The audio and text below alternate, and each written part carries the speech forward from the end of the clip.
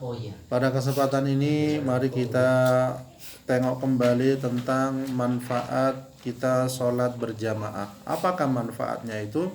Yang pertama adalah perlindungan diri dari setan.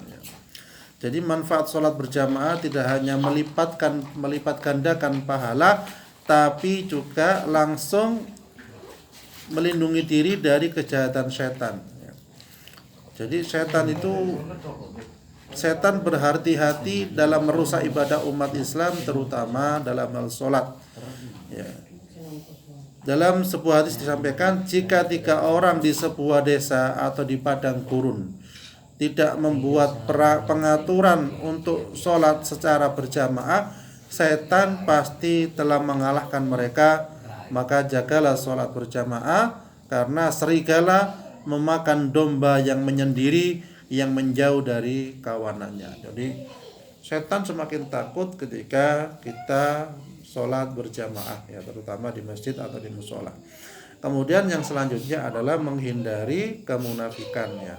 Dari Abu Hurairah radhiyallahu an berkata, Rasulullah sallallahu alaihi wasallam bersabda, sholat yang dirasakan berat bagi orang-orang munafik adalah sholat isya dan sholat subuh. Sekiranya mereka mengetahui keutamaannya, niscaya mereka akan mendatanginya sekalipun dengan merangkak. Ini hadis riwayat Bukhari dan Muslim.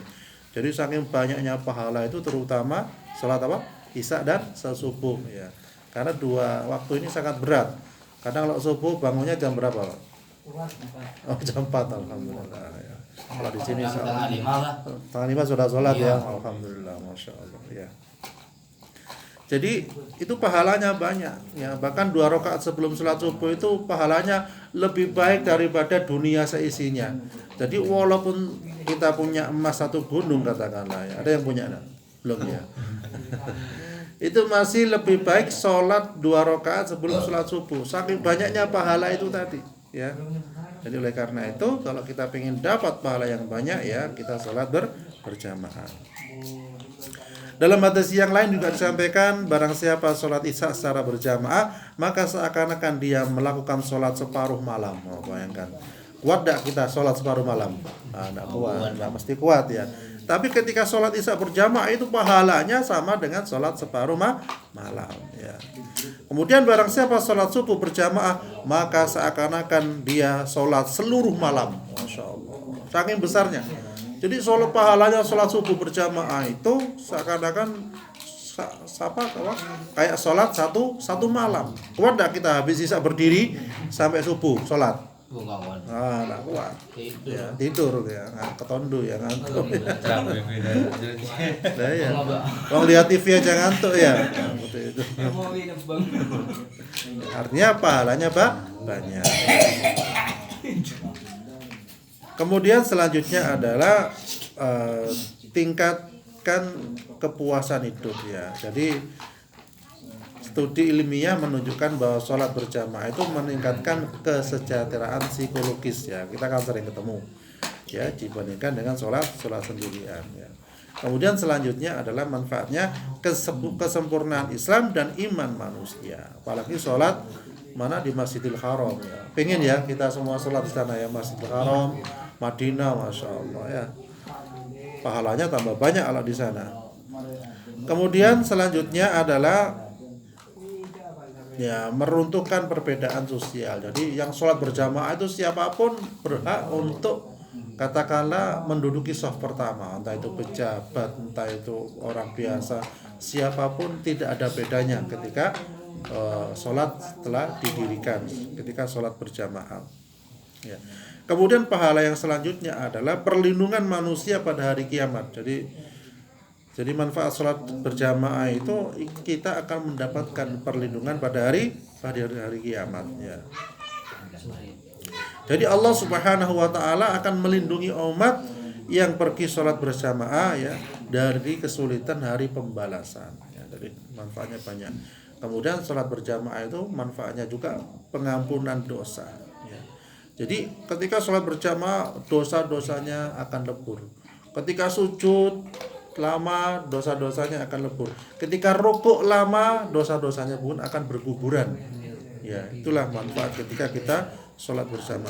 Ketika wudhu saja, berjalan dari rumah wudhu dulu, berangkat, itu pun setiap langkahnya mendapatkan pahala dari Allah Subhanahu wa taala. Ya, kemudian yang selanjutnya adalah janji surga Allah Subhanahu wa taala. Jelas ya.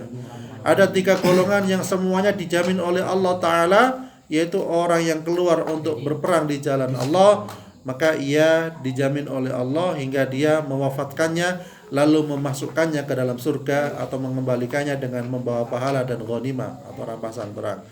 Kemudian orang yang pergi ke masjid, maka ia dijamin oleh Allah hingga dia mewafatkannya lalu memasukkannya ke dalam surga atau mengembalikannya dengan membawa pahala.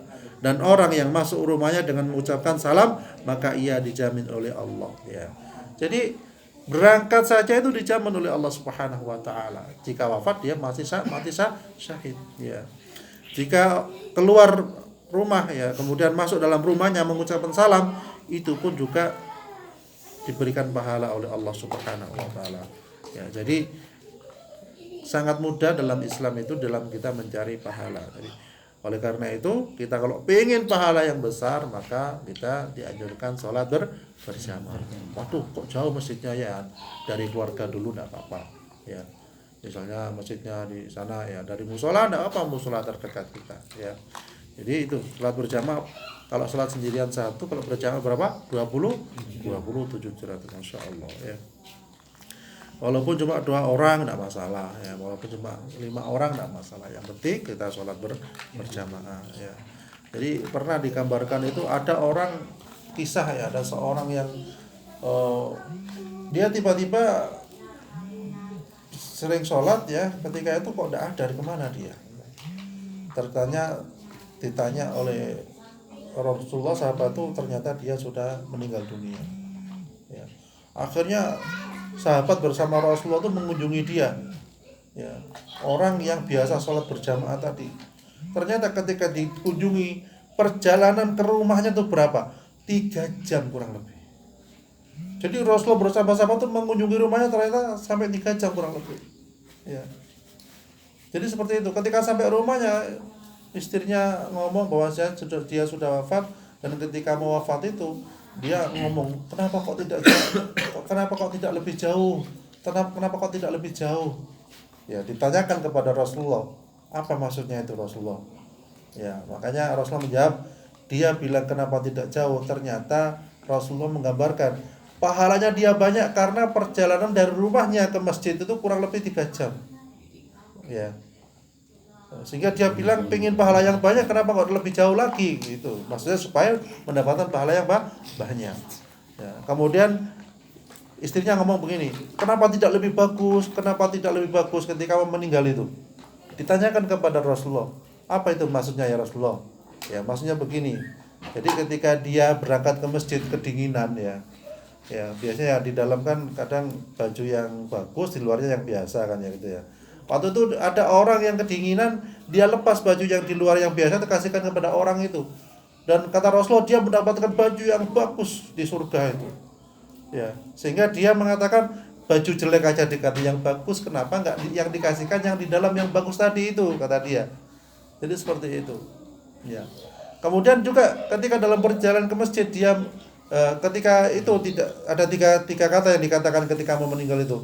Kenapa tidak semuanya?